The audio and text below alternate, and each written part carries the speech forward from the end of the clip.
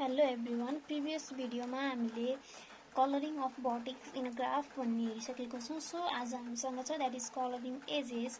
Colouring edges and colouring vertex भने similar type हो यसको कन्सेप्ट चाहिँ. त बट कलरिङ भर्टेक्समा हामीले भर्टेक्सलाई कलर गर्थ्यौं, त्यसको एडजसेन्ट भर्टेक्समा डिफरेन्ट कलर अप्लाई गरेर. भने कलरिङ एजेसमा एडजसेन्ट एजेस भनेको जुन एजेसहरु सिंगल भर्टेक्समा इन्सिडेन्ट भएको हुन्छ तिनीहरुलाई डिफरेन्ट कलर गरिन्छ र अरुलाई तिनीहरुलाई डिफरेन्ट कलर गरिन्छ.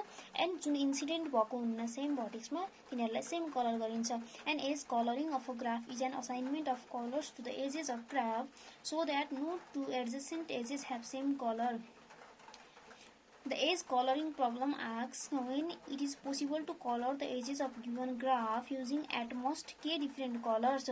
भनेको हामीले चाहिँ कति फ्यूएस्ट पोसिबल के नम्बर अफ कलरले चाहिँ कलरिङ गर्न सकिन्छ भन्ने हुन्छ. आइदर चाहिँ maximum numbering or minimum numbering at most अथवा एट लिस्ट. फ्यूएस्टमा एट लिस्ट भनेको लेट अस सपोज हामीसँग यो एउटा ग्राफ छ जसमा चाहिँ here we have vertices A B C D. then हामीले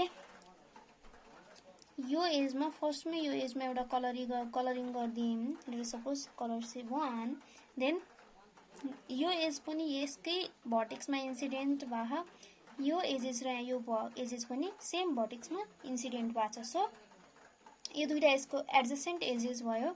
देन यसमा चाहिँ हामीले another colour same colour apply गर्न मिल्यो. एन्ड यो दुईटामा हामी एनोदर कलर अप्लाई गरिन्छ.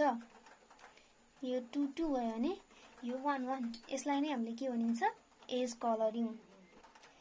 देन हामीसँग छ a minimum number of colours required for edge colouring of graph is chromatic index of the graph. हामीले जुन क्रोमेटिक नम्बर भयो यसलाई पनि क्रोमेटिक नम्बर नै क्रोमेटिक इन्डेक्स पनि भनिन्छ. A complete graph kn with n vertices is edge colorable with n-1 colors. भनेको complete ग्राफमा भर्टेक्सको केसमा n कलर्स चाहिन्थ्यो भने एजको केसमा चाहिँ n-1. कसरी भने यो हाम्रो कम्प्लिट ग्राफ छ यसमा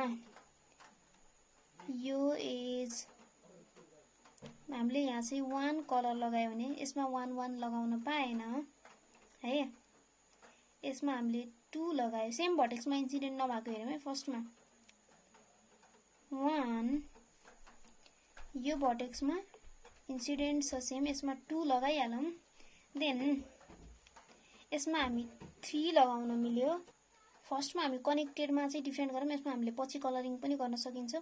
योसँग कनेक्टेड भएकोमा चाहिँ हामी डिफरेन्ट लगाम. पहिला यो भर्टेक्सलाई हामीले कलरिङ गर्यौं भनेपछि यसमा हामीले 3 लगाम. 1 2 3 भयो किनकि यिनीहरु एकअर्कामा एडजसेन्ट छ एउटै भर्टेक्समा इन्सिडेन्ट छ.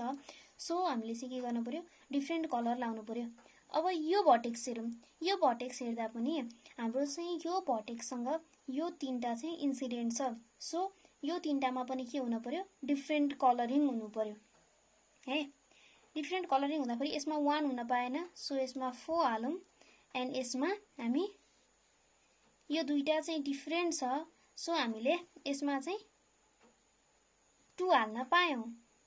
तर यसै हामीले नर्मली हेर्दाखेरि यसमा 2 हाल्न पायौं. बट हाम्रो केस के छ हाम्रो यहाँ यो फेरि के छ यो भर्टेक्समा इन्सिडेन्ट छ. सो हामी यसमा के हाल्न पाएनौं हामीले 3 हाल्न पाएनौं है. अनि यो भर्टेक्स हाम्रो यसमा इन्सिडेन्ट छ हामीले यसमा 4 हाल्न पाएनौं भनेपछि हामीले यसमा 1 त हाल्न पायो एन्ड यसमा 2 हाल्न पायो. कज यो र यो भर्टेक्समा सेम चाहिँ इन्सिडेन्स चाहिँ छैन सेम भर्टेक्स एन्ड यसमा र यसमा पनि छैन. सो हाम्रो नम्बर अफ कलर्स कति भयो 1 2 3 4. Sorry, here I have done mistake. यो र यो भर्टेक्स यो एज चाहिँ यो दुईटा भर्टेक्समा इन्सिडेन्ट छ एन्ड यो एज यो दुईटा भर्टेक्समा इन्सिडेन्ट छ भनेको यिनीहरु दुईटामा कमन छैन नि. So we can do colour by यो दुईटालाई हामीले सेम कलरले चाहिँ कलरिङ गर्न सकिन्छ.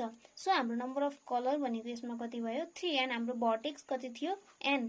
So possible number of colour n - के अरे n-1 हुने भयो भनेको हामीले यसमा चाहिँ एकदम डिपली चेक गर्नुपर्ने हुन्छ कुन भर्टेक्समा सिमिलर भर्टेक्समा इन्सिडेन्ट छ कि नै भनेर।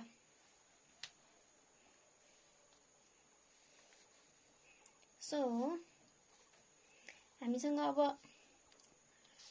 एन्सर के छ, vertex colouring is usually used to introduce graph colouring problem since other colouring problems can be transformed into vertex colouring instance भनेको मेन ग्राफ कलरिङ भनेर हामीले चाहिँ भर्टेक्स कलरिङलाई नै चिनिन्छ। अरू कलरिङहरू जति पनि हुन्छ ग्राफ थ्योरीमा त्यसलाई चाहिँ भर्टेक्स कलरिङकै इन्स्टेन्सको रूपमा चिनिन्छ। For example an edge colouring of a graph is just a vertex colouring of its line graph भनेको हामीले एज कलरिङ गर्दाखेरि त्यसको भर्टेक्सलाई नै हामीले लिएर गरिन्छ, त्यो भर्टेक्समा इन्सिडेन्ट्स छ कि छैन त्यही भर्टेक्सबाट गएको लाइन। सो एज कलरिङ भनेकै just a vertex line graph हो चाहिँ जुन हाम्रो vertex colouring of its line graph, यसको लाइन ग्राफको चाहिँ भर्टेक्स कलरिङ हो। हामीसँग अर्को एउटा म्याप कलरिङ भन्ने पनि हुन्छ, द्याट इज म्याप कलरिङ भन्ने हुन्छ। कलरिङमा हाम्रो नेक्स्ट हुन्छ जुन हाम्रो म्याप कलरिङ हुन्छ। म्याप कलरिङ भनेको लेट सपोज हामीसँग कुनै ठाउँको चाहिँ कुनै लोकेसन, कुनै डिस्ट्रिक्ट, कुनै कन्ट्री जेको पनि म्याप हुनसक्छ जुन म्यापमा चाहिँ डिफ्रेन्ट रिजनहरू हुन्छ।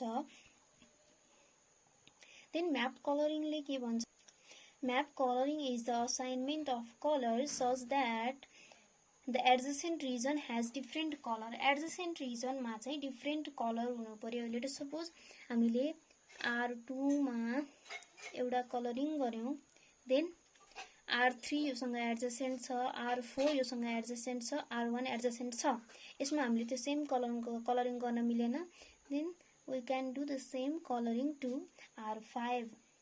देन इफ हामीले R3 मा अब हाम्रो नम्बर 2 कलरिङ गर्यौं भने R4 योसँग चाहिँ एडजेसेन्ट छ, देन R5 सँग यसको डिफ्रेन्ट नै छ, R1 मा हामीले सेम कलरिङ गर्न सकियो। देन R4 मा हामीले एनोदर कलर एन्ड R6 मा यो पनि एडजेसेन्ट छ, यो छ गर्न मिलेन, यो कलरिङ चाहिँ हामीले यसमा अप्लाई गर्न सकिन्छ। यसरी चाहिँ हामीले म्याप कलरिङ पनि गरिन्छ। So map colouring is the assignment of colour to the map where the adjacent region can't have same color, they have different color।